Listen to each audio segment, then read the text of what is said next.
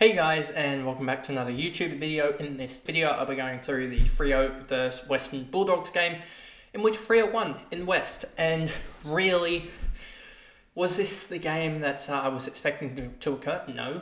But did the likes of a Nat 5 return to his best? Yes. Nat 5 was absolutely on top, and his first quarter was at 15 touches, I believe, at something like that. At 96% efficiency, something like that. Let me just double check that. But he was running at 100% for a while there. So yeah, he was absolutely amazing. And I guess there were some things that went wrong in this game for me. But in the end, I did pretty well out of this game in terms of Supercoach fantasy. Chaos is fantasy. It's absolute chaos at the moment, and I'm expecting myself to drop down another sort of 2,000, 3,000 ranks. I'm probably even going to gain out of this round like 1,000 ranks, just because a lot of people went Caldwell and other things. But yeah, it's one of those things, I guess. And we will bring on next season when it comes around. But we'll still fight for the rest of this year. But fantasy's well away from me now, as there's been too much chaos. But anyway, before we get into this video, remember to like and subscribe, turn the notification bell on so you know when I upload, and let's get into this recap.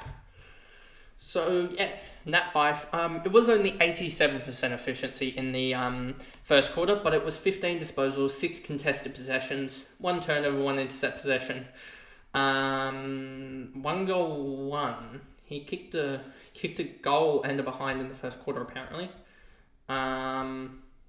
No, that was just his overall. Sorry, that was his overall thing, I think. Yeah, no, he did kick a goal, I think. But I thought his goal came late. Yeah, that doesn't sound right. Anyway, let's just see here. Yeah, the scoring part of this is just the overall game.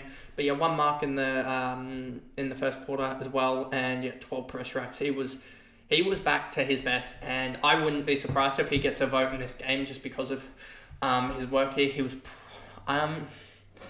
you'd probably give the 3 to Sarong in this scenario, but yeah, I could honestly see Nat 5 get 2 votes here, as he was absolutely crazy in the first part of this game. But a 118-119 split, happy to see the positive split, as I do have him in Supercoach, and that sort of saved my forward line. A lot of teams in Supercoach have had the Garcia, Tom Powell had to cop. A lot of teams have had that, but yeah, I got away with it. Aish, 118-122 split. So he was also really good. He took 12 marks. I don't know how many were intercept marks, but he was, again, really, really good for the likes of Freo. You had Caleb Sarong, 107-140 split. He was pretty insane in terms of no clangers for the whole game, 81% efficiency. 27 handballs again, so they were really handball happy, the 3 big midfielders for the Dockers, but 30, 37, 37, what's that, 104 disposals between the 3 of them. That was just pretty crazy, the work there from those guys. Yes, it was 72 handballs, but when you get that many disposals out of them, you're happy about that. Does it say intercept marks? It doesn't say intercept marks, I don't think. It just says 9 intercept possessions for James H, which is pretty good for a sort of halfback guy. Yeah, it doesn't say anything about marking in terms of intercept marks. But yeah, 2 contested marks as well for him, which you don't usually see for a small defender. Hayden Young, 194 in Supercoach. Happy to hold him in fantasy at the moment. Did have a niggle last week, but came back 100 there, and a pretty strong stat line, 24, 4 and 5, and then also a goal as well to help it. Bailey Banfield, 96, and 3 goals are there for him. Sean Darcy, 95. Jordan Clark, 93. 83 in Supercoach for those people. Pretty glad that he sort of held off the people. A lot of people would have him over what I have in Wangane Malira, so happy about that. Brayshaw, 103 in Supercoach, 87. He looked really damaging as well, so I wouldn't be surprised if he gets a vote, but as well. But probably it goes to James H, or even a Tim English, or a sort of a Bailey Dale, who were pretty good in there as well. Then you've got Brayshaw, 87. We talked about Brayshaw, sorry. Luke Ryan, 86 and a 106. He was on about 10 or something like that at quarter time and halfway through the second, and then he just exploded. And I think it was mostly because Western Bulldogs had about maybe 5 5 behinds in the second quarter, and yeah, he took all the kickouts and then just hit target after target after target, and that's the reason why he got up to that score. Tracy and then Jackson, a 61 and a 76, probably went a little bit early on Jackson being really good as his after quarter time. I think he scored 28 in fantasy and something like 35 or 38 in Supercoach, so it wasn't the best for him. Gave away a couple of free kicks and missed a couple of goals, which didn't help. If he kicked a couple of those goals, that Supercoach to the DT to Supercoach ratio gets up towards that sort of 1.5. But that's the thing with Jackson. He's probably going to have similar games to this, where 15, 1 and 1 and 9, and there'll be games where he just explodes here. And so I'm not too disappointed about Jackson. Yes, it sucks about his cash generation, but if I just hold him for the rest of the year, it doesn't matter too much, as this top 6 for the forward line has just blown the wild open. I think we just probably lost 10 points on average for that sort of, even just 4 to 6 range. Probably just blown back to about 90-point average that you need for Supercoach, and probably an 85 or an 80 for almost for fantasy, as we just lost a lot of options. Powell, Zorko, I mean, Jackson's role is iffy as well. Powell, Zorko, obviously Reed is missing. Who else? So yeah, I think we lost 3 or 4 good options this week, to be honest with you. Let me go Chapman, Pierce, Walter, Frederick, O'Meara, Johnson, Voss, Sharp. Sharp just didn't get cited at all. He sort of just went missing. I mean, he was there in a wild open space. I think he ran something like 16 Ks, but every single time that it was kicked out from the back line, they went the near side away from the likes of a Jeremy Sharp, and that was just Luke Ryan being just dumb, honestly, just absolutely dumb. Him and Jordan Clark, they could have easily, and plenty of times it was just kicked over Jeremy Sharp's head, so that will probably be a coaching point from Longmere to the Freo boys, is get it into Jeremy Sharp's hands, because he's the quickest guy out there, so just get it into his hands and he will run on the open side where he is free and in space. Emmett, Walker, Simpson, and then Draper subbed out early. Don't know what exactly happened to him, but yeah, he was subbed out early. Then we move over to Western Bulldogs, and yeah, one of the big misses of the year was thinking that Tim English with Sam Darcy would be poor, and he just looks back to his best. And so yeah, I will probably be making that switch in Supercoach. It's just wasting a trade just to get Tim English. I know that sucks. But yeah, I think I need to almost do that at this point, as Tim English looks like a top 2, top 1 ruckman almost, just behind, I think, Max Gawn at this point.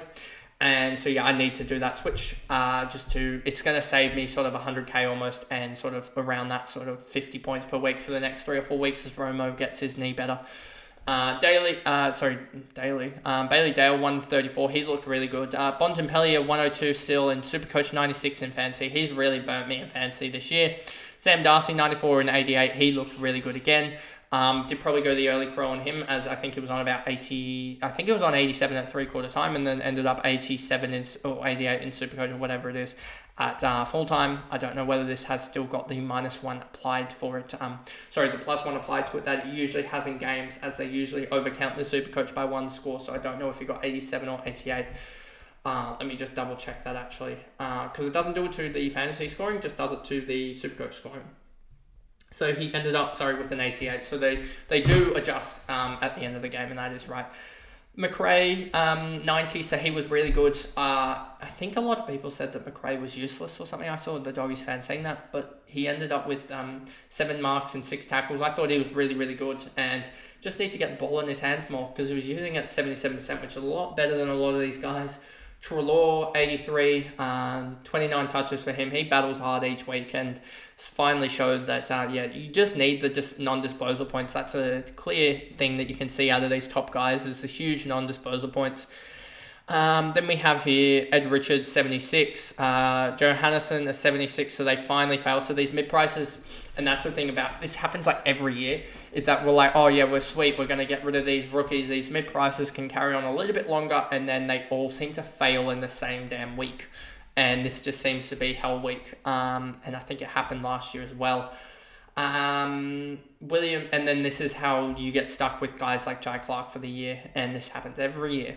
Norton, Bramble, Vandermeer, Dreyer, Jones, O'Donnell, West, Daniel, Garcia, a 44. He also, from what we heard from Bevo in the press conference, it sounded like Garcia was going to be the sub until Libba was out. So Garcia's probably done next week, unless they say that Waitman's out and Garcia can just play forward, which could be a case in which Garcia probably is a good option going for the rookie downgrade. But then again, we also have the likes of a Sweet to get. So yeah, that'll probably change a little bit up. But I think I may do the sort of Sharp and Sharp and who else would go? Sharp and Romo to English and Sweet, I think, is the way that I'll probably maneuver, as that'll get really good cash gen out of Sweet. And that's just for 4 to 6 weeks. And it means that also I can just trade him out whenever I can almost trade him out on his buy, etc., because that'll be roughly the time that Solder gets back. But it'll allow me to get the upgrade that I need to get to English, as well as get rid of Sharp, whose cash generation is stopped. Harms as well didn't do anything. Buku Karmas is a key defender. They're going to have shockers like this: Lob, Gallagher, and Waitman. So that pretty much is the video there, going through the Freo versus Western Bulldogs game. 11 minutes, so good time. And yeah, just Freo overall just got their midfield really, really working well. And the midfield combo of Fife, Sarong, Young, and Brayshaw really, really shows that they can single-handedly win games, and that's what happened here. So anyway, that pretty much is the video. And I guess I will see you guys in the last recaps of the round, which will be the 2 games that happen on the Sunday, the West Coast versus Gold Coast game, and then also the Sydney Hawthorn game that happens at the last game of the round. But anyway, I'll see you guys for those recaps tomorrow. Bye, guys.